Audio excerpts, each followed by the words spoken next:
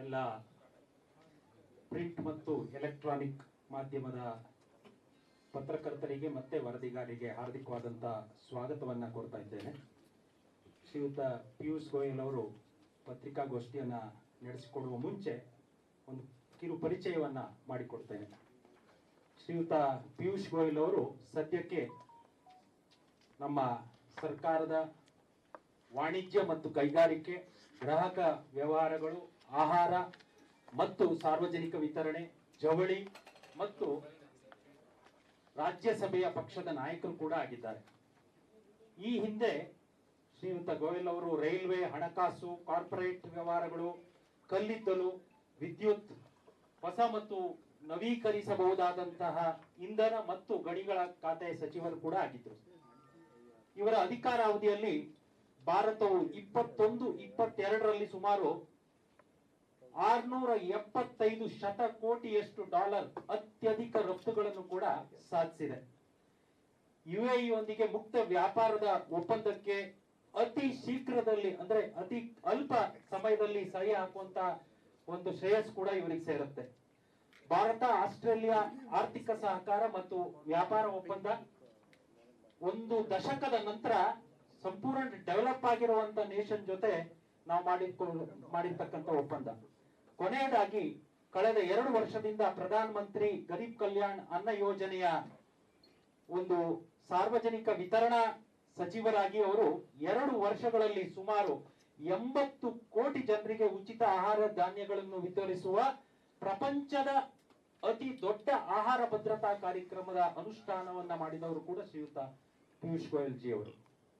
A hearty welcome to all the reporters and journalists to this program.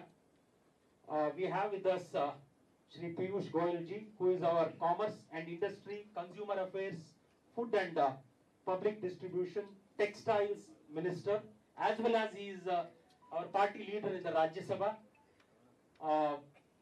His tenure as Minister of Commerce and Industry, India has achieved the highest ever export of about $675 billion in 21-22. He was the one who behind signing of free trade agreement within a very short period with the UAE, the Indo-Australia Economic Cooperation.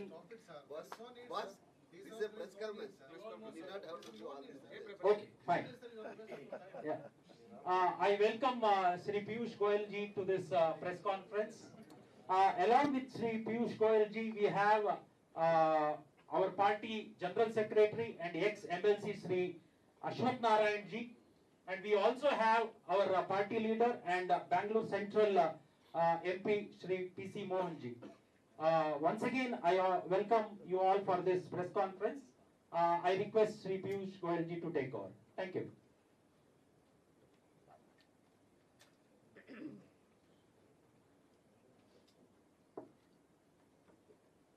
ಎಲ್ಲರಿಗೂ ನಮಸ್ಕಾರ. Always a pleasure. I have a bad throat today, kindly excuse me. Always a pleasure to be in Bengaluru, the technology, talent capital of India, and a city that is possibly going to replace the world's current Silicon Valley and become the technology capital of the world. I am delighted that the Honorable Finance Minister, under the guidance of Honorable Prime Minister, has come out with a budget which lays the foundation of a developed nation which will take prosperity to every single person in the country. Our vision is inclusive growth, sustainable growth, holistic development of the entire country, and prosperity for all. We have entered into the Amrit Kal the 25 years, which I think has energized every Indian to contribute through his efforts, through his hard work, through his contribution to a better future for society, for our people, and make India one of the top 3 economies of the world, a developed nation, a prosperous nation. We have all seen that developed nations focus very strongly on growth,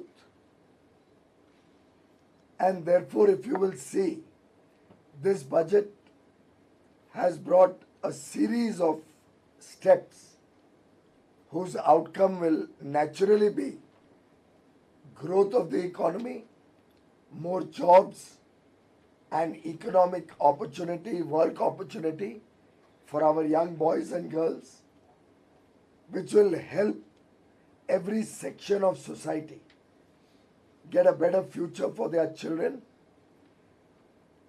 And all of this will be on the back of green growth, sustainable growth, where we all care for the planet, care for the Mother Earth, to ensure that we leave behind a better world than the one we inherited.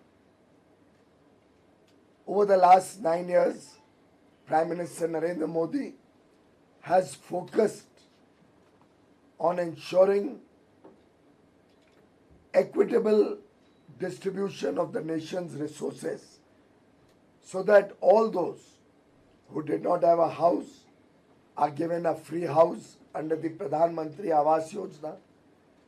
Every home in the country today has electricity, toilet, cooking gas connection.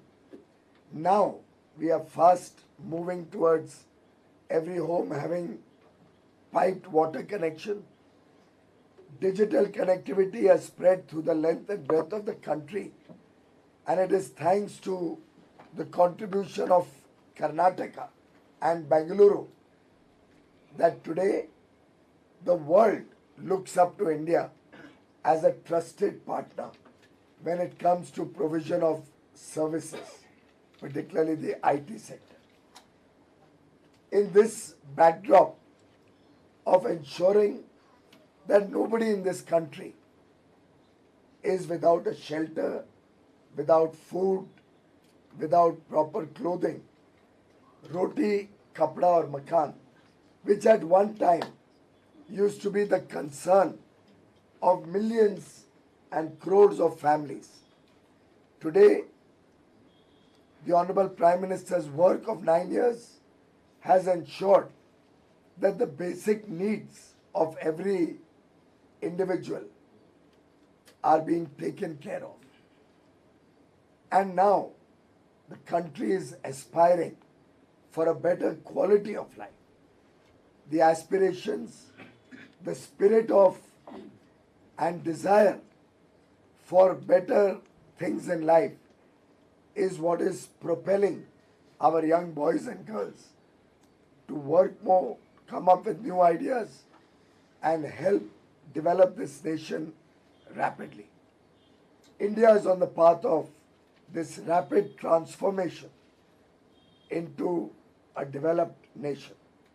Karnataka, of course, is the jewel that will drive this transformation, that will drive this growth faster and more efficiently. I am happy that the Honorable Finance Minister has made sufficient provision of 7,561 crore rupees for expansion of the railway network in Karnataka, and also within that to ensure sufficient resources to speed up the work on K-Ride, the suburban Bengaluru rail rail system, It is also a matter of great satisfaction that central Karnataka, particularly the drought-prone regions, will be getting a special central assistance of 5,300 crores for the Upper Bhadra project, which will be a major lift irrigation project and will help ameliorate, sort out a very long drawn problem of the region. The Mysuru region, which is largely tourist oriented, has recently benefited from the Bengaluru-Mysore very high-speed super express highway of high quality, which one can reach Mysuru now probably less than 1.5 hours. And with that, I see a great economic corridor developing in the Mysuru region, and the whole area from Bengaluru to Mysore will in the years to come see rapid development, industrialization, and also give a fillip to our IT sector. The Honorable Prime Minister, in his Independence Day address, when we were celebrating 75 years of independence, Azadi Ka Amrit Mahotsav, gave the vision of a developed nation by 2047. A nation where we get rid of our colonial mindset. We go back to our tradition, rich culture, our heritage. A nation which is united as one, where every citizen, every Bharatvasi works with a spirit of duty. This budget, friends, is the first step in our journey to a developed India. An Honorable Prime Minister, Honorable Finance Minister, and it is a matter of great pride for all of us that our Finance Minister represents Karnataka and is an Honorable MP from your wonderful state, has laid out 7 priorities in our journey to a developed India. Inclusive growth, inclusive development, which is sustainable, oriented to jobs, oriented to entrepreneurship, new work opportunities, and the welfare of every section of society is our first priority. We are wanting to prepare our nation as young boys and girls, and we have a youthful population with huge talent, and therefore the PM Vikas Yojana, the Vishwakarmas of this country, our young boys and girls who have talent in their hands, will receive the highest level of skill development. Our craftsmen, our artisans will be able to do better quality work and be able to reach the corners of the world, expand their international presence. We are confident that the huge focus on infrastructure, it is for the first time that government has consistently focused on infrastructure development. 4 years ago, the capital expenditure of the central government was 3.5 lakh crores. It has been increased in the last 4 years from 3.5 to 5.5 to 7.5 and now 10 lakh crores. If we add the grants being given to the states from the center and the capex portion of that, the effective capital expenditure will be 13.7 lakh crore. It is historic, my friends. And we are all aware that infrastructure creation normally gives a 3.5 time multiplier effect to the economy. Every rupee spent on infrastructure, while it has many other social dimensions, it creates jobs, it helps tourism, it helps logistics costs come down and expand your international trade, it helps consumers with lower cost of goods and services. It helps speedy connectivity, so many other benefits. But even to the economic growth, it creates jobs, builds consumption demand for steel, cement, all sorts of labor is involved. They all earn money, which is again pumped into the economy as consumption demand, and therefore the multiplier impact of infrastructure spending will help propel economic growth in India. I am confident the ease of doing business and ease of living, steps that have been initiated in the budget, particularly the DigiLocker or electronic focus on our various identifications and documents, and the proposed use of PAN number, one single digital number as a common number, common interface for all approvals, returns, renewals, all government and people and business interface will happen through only one number, and that will revolutionize the ease of doing business and ease of living. In Bangalore, we have always been very conscious about the environment, and the deep focus on sustainability, I think, will also add another very important dimension of growth and better life. Finally, the youth power of this country is now aspiring for better and more. And I am confident this budget will give a strong message to the young India that our time has come. India, which has over the last 9 years grown from the 10th largest economy to the 5th largest, and in the next 4 or 5 years will become the 3rd largest economy in the world, is now set for better and brighter future for every Indian. Thank you very much.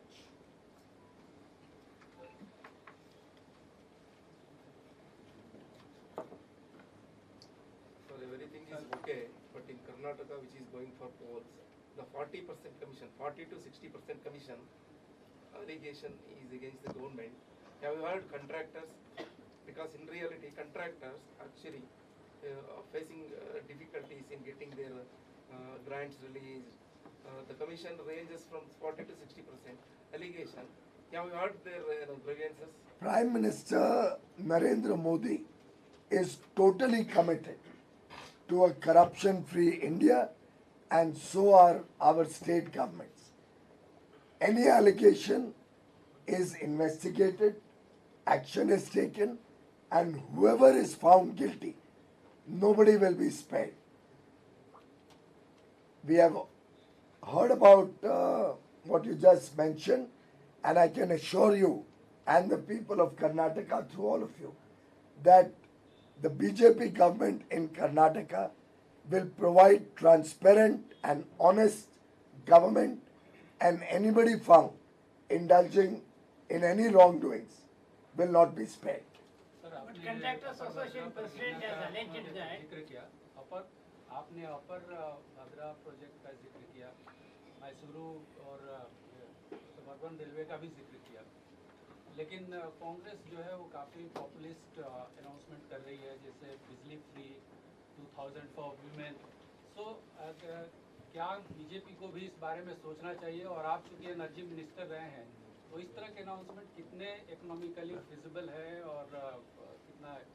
देखिए, कांग्रेस ने तो गरीबी हटाओ का भी नारा दिया था और कई वर्ष उसके बाद सरकार चलाई, गरीबी को समाधान नहीं कर पाई, उल्टे गरीबी बढ़ी उनके समय. कांग्रेस और कुछ और दल जो झूठे वादों में विश्वास करते हैं और जो एक देश की आधारशिला मजबूत बनाने की जरूरतें हैं, उसके बदले सिर्फ शॉर्ट टर्म इलेक्शन के हिसाब से अपनी नीतियां बनाते हैं, वो इस देश के लिए हानिकारक है, देश को नुकसान पहुंचाते हैं। और अच्छी बात यह है कि देश की जनता अब इस बात को भली भांति समझने लग गई है, समझती है। आपने गुजरात में भी देखा, इन सब झूठे आश्वासन और हर प्रकार के प्रलोभन के बावजूद, despite all these promises and all these enticing allurements, the people voted for Prime Minister Narendra Modi, and our state led by Bhupendra Singh Patel government was re-elected with the highest ever majority ever in the history of Gujarat. And once again in Karnataka, I can see that the people want Prime Minister Modi and his team to serve with the state government led by the BJP, a double engine government which will bring prosperity to the state and long term prosperity, not false short term assurances or handouts. Piyush ji, मेरा सवाल भी इसी से जुड़ा है। जिस तरह का कैंपेन कांग्रेस लगातार बीजेपी के खिलाफ चला रही है, 40% कमीशन सरकार, क्या आपको नहीं लगता कि चुनाव से पहले राज्य में पार्टी को कहीं ना कहीं इसका झटका लगेगा? जहां तक मैं समझता हूं, जनता मोदी जी के साथ है, भाजपा के साथ है।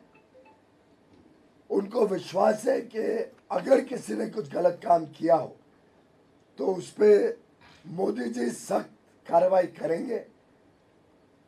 मोदी जी का जो ट्रैक रिकॉर्ड है वो देश के सामने है, विश्व के सामने।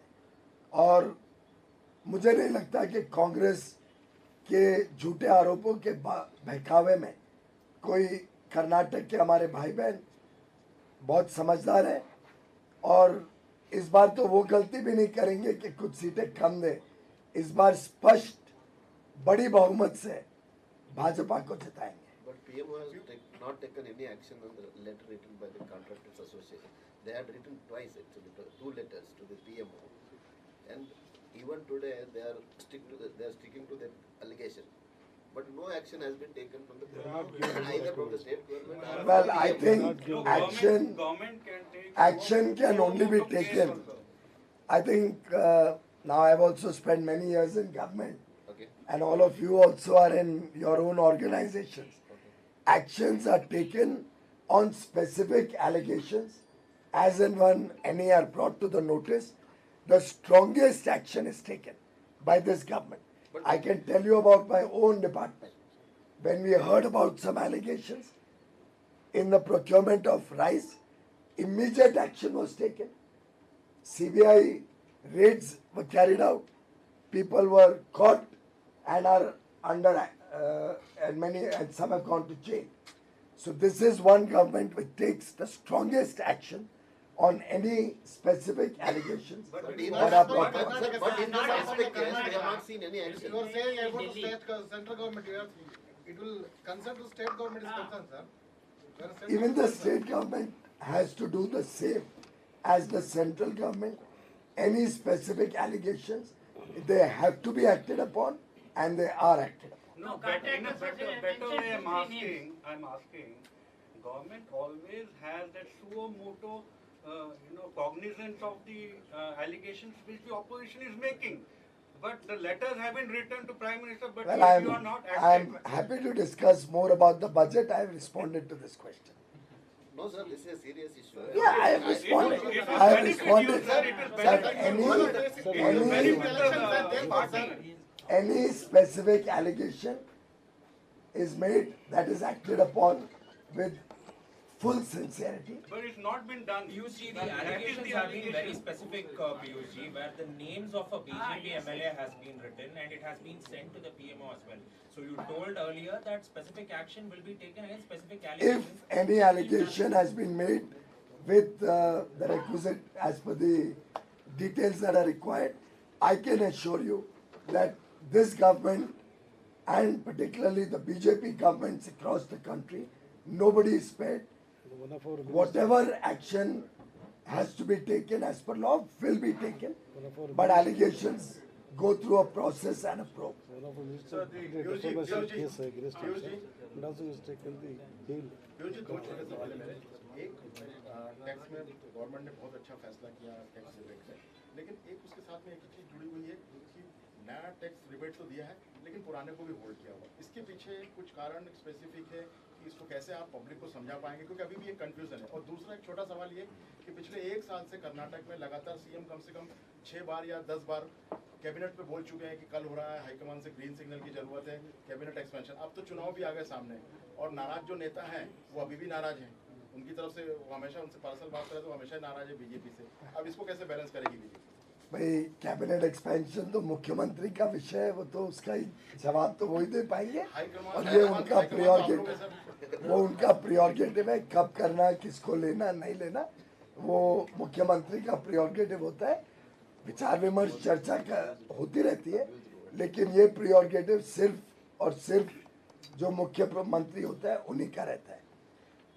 और मैं समझता हूँ कि कर्नाटक एक ऐसा राज्य है जो देश की अर्थव्यवस्था के लिए बहुत जरूरी है, बहुत तेज गति से विकास कर रहा है, बहुत सारे काम हो रहे हैं यहाँ पे, और आगे भी लंबे अरसे के लिए जो पोटेंशियल कर्नाटक में और कर्नाटक के हमारे भाई बहनों का हुनर है, कैपेबिलिटी, स्किल्स, उसको मद्देनजर रखते हुए मुझे तो विश्वास है कि कर्नाटक का भविष्य बहुत उज्जवल है। रही बात आपके टैक्स की, टैक्स में अलग अलग व्यक्ति के अलग अलग प्राथमिकता होती है।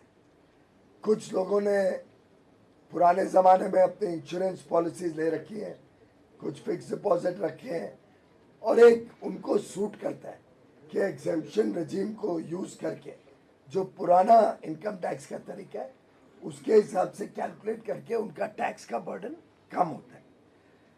कई ऐसे लोग हैं जो कहते हैं कि हमें क्यों जबरदस्ती कोई स्कीम में पैसा डालना पड़े तभी हमें टैक्स का बेनिफिट मिले।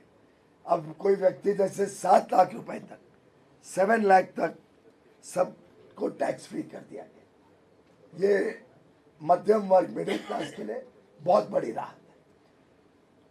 उसके बाद भी टैक्स के रेट्स बहुत कम रखे।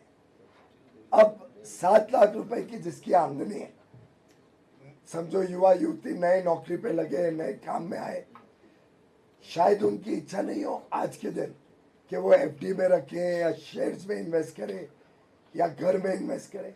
उनकी आज कुछ और प्राथमिकता हो सकती है। तो हर एक व्यक्ति को अपनी प्राथमिकता, अपने रिक्वायरमेंट के हिसाब से अपना पैसा खर्चा करने की छूट होनी चाहिए।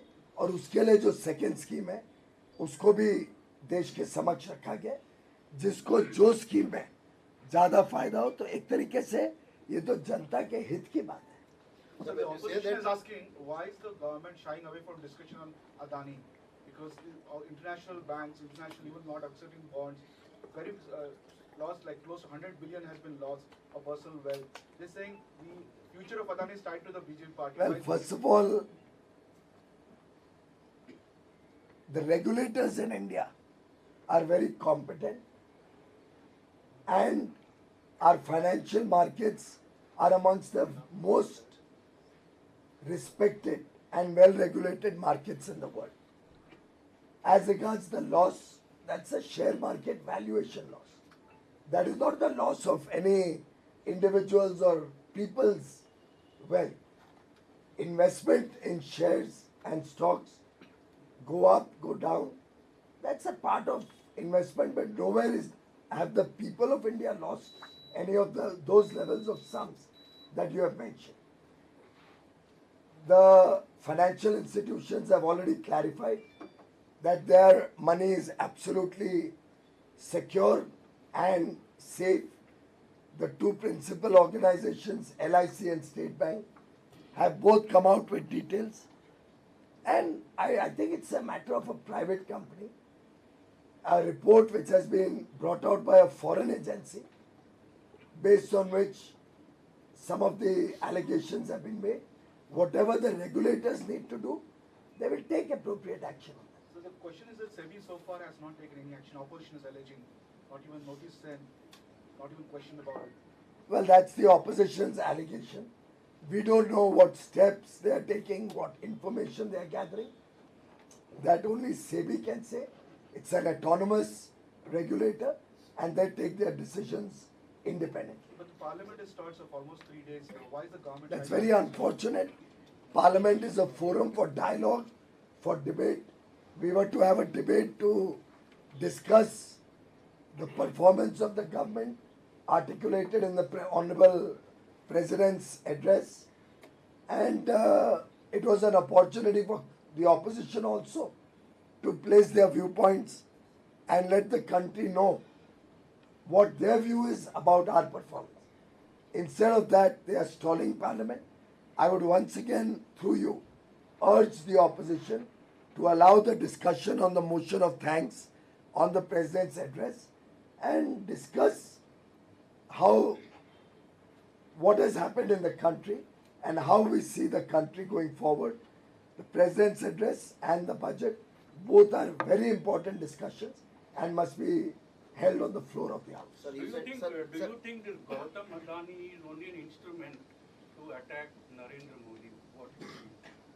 Well, I would not like to. Because that's how this issue. I would not like to venture a comment of that nature. I think the people of India are smart and they will make their own judgment. sir, you said SBI, LIC, PNB, they have not lost any money. Their valuation has come down. Who is going to give the guarantee that the prices of the share will not crash further and public money is safeguarded? For that, SEBI have to, at least some action has to be taken, right? What if the No, 1 minute. prices of these shares In the crash stock, further? in the stock then- market, Correct. nowhere in the world anybody gives any guarantees. But our banks and our financial institutions are continuously monitoring the situation. They have already said that. And I can assure you our regulators are very competent to handle the situation. Sir, But how can Bengaluru has no minister devoted to look after cities' needs, especially when it floods. People suffer. It contributes the greatest revenue for the country and also the state. So no minister to look after In the this central government? Bengaluru. City of Bengaluru. No, in charge minister. Bengaluru city. In every First of all, it is the collective responsibility of the cabinet to look after the whole state. And I think the chief minister is competent. He with his team of ministers not only looks after Bangalore, but looks after the whole state. All of us also look after the whole country. We cannot take sides that I am from one city or from one state, so I will look after my city or state. I have to look after Sir, you are telling But the 140 six crore important Indians. portfolios are live not vacant, filled. sir, for the last 1 year. Six important Six portfolios important such I'm as sure the, RDPR, I'm such sure as the chief minister is handling those portfolios well. And there was also fight for Bengaluru city in charge minister post. This is the reason why. I'm not aware of that. I'm sure the chief minister, But who's a very ultimately the city is experienced, suffering. very experienced leader, Ultimately the will city be is able to suffering. take care of that. Ultimately the city suffers, the IT capital. I don't think any chief minister of Karnataka can let Bengaluru suffer. And the chief minister is a very experienced, competent chief minister, and the people of Bengaluru have nothing to worry. He, along with his colleagues, in the principle of collective responsibility of the cabinet, will look after this state of Karnataka and the city of Bangalore. Sir, one Sir, question one about last the Thank you. budget. See, most of the states have recommended union government to bring a common law to ban the online gambling. But instead of that, the finance minister has legalized it in the budget. How is it? How is she legalized? 30% tax we collect means what is that mean? No, no. Please understand. That is indirectly legalizing No, it. no. By the way, Approving it. that is no way. That is not the reason or based on which anything gets approved. The approval comes from the regulators. By taxing something, you don't approve it. The regulator, Reserve Bank, has very categorically said that cryptocurrencies are not legal in the country, and anybody who buys it is buying it at his own risk and cost. Similarly, in this interconnected world, the whole world today is interconnected. While we are able to ensure orderly working of the digital world within the country, what somebody does with an international platform is not possible for us to regulate. And therefore, I think the Honorable Finance Minister has done the right thing by imposing a tax so that it deters people from indulging in those activities. But is it central government is serious in banning the online gambling, which is spoiling the youths? ಅದು ಕೋರ್ಟಲ್ಲಿದೆ ಅಲ್ಲ, court ಅದು ಕೋರ್ಟಲ್ಲಿ ಇರೋದಾಯ್ತು, ತಮಿಳುನಾಡು ಇನ್ನೊಂದು ತಂದ್ರು ಅವ್ರು ಗೆದ್ರು. ನಮ್ಮ ಸರ್ಕಾರ ತರ್ತಾ ಇಲ್ಲ. ಇಲ್ಲ ಮಾಡ್ತಾ ಇದೆ. ಹೋಮ್ ಮಿನಿಸ್ಟರ್ ಅದ್ರ ಬಗ್ಗೆ ಹೋಮ್ ಮಿನಿಸ್ಟರ್ ಬಗ್ಗೆ ಅದ್ರ ಬಗ್ಗೆ ಅವೇರ್ನೆಸ್ ಇದೆ. Union government I am asking, I am not asking. New tax regime. You are saying that up to 7 lakh there is no taxable income, but we still end up paying about 35 to 40,000 tax in that. Can you please explain how it will be tax free up to 7 lakhs? See, if your income is 7 lakhs, anywhere up to 7 lakhs, it's zero tax. Sir, but there One are minute. three slabs. I'm coming up with it. So if your income is up to 7 lakhs, it is zero tax, totally tax free. When your income, if it is above 7 lakhs, then the calculation of tax starts from 3 lakhs now. So 3 to 6 lakh, you pay 5%, that's 15,000.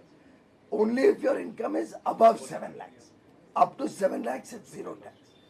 After 7 lakhs, the calculation of tax, the slabs are involved. Is there any plan to?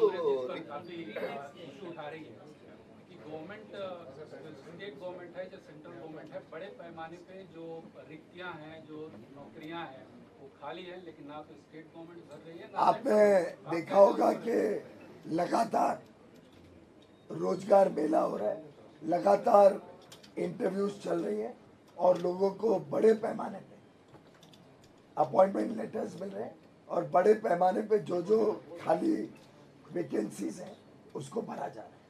ಇನ್ನೊಂದು ಕಾರ್ಯಕ್ರಮ ಇರೋದ್ರಿಂದ ಕಾರ್ಯಕ್ರಮ ಇಲ್ಲಿ ಪತ್ರಿಕಾಗೋಷ್ಠಿ ಮುಗಿಸ್ತಾ ಇದ್ದೀವಿ. ಬಂದಂತ ಎಲ್ಲ ಪತ್ರಕರ್ತರಿಗೂ ಮತ್ತೆ ವರದಿಗಾರರಿಗೆ ಮತ್ತೊಮ್ಮೆ ಪಕ್ಷದ ವತಿಯಿಂದ ಹಾರ್ದಿಕವಾದಂತಹ ಧನ್ಯವಾದಗಳನ್ನು ತಿಳಿಸ್ತಾ ಇದ್ದೇನೆ. Yadurappa will not be on the forefront as the chief minister candidate in Karnataka. Who will be your chief minister candidate? How are you going down to that path? Sir, what is the Let the sir, election exactly, get sir, over. sir, what is the role of Yadurappa in the election? He is our very, very, very senior leader and will always be very senior leader of the party, somebody we all respect and look up to for guidance, and he will continue to be, as you are all aware, he is a member of the highest decision-making body of the BJP. So Mr. Yadurappa is somebody we respect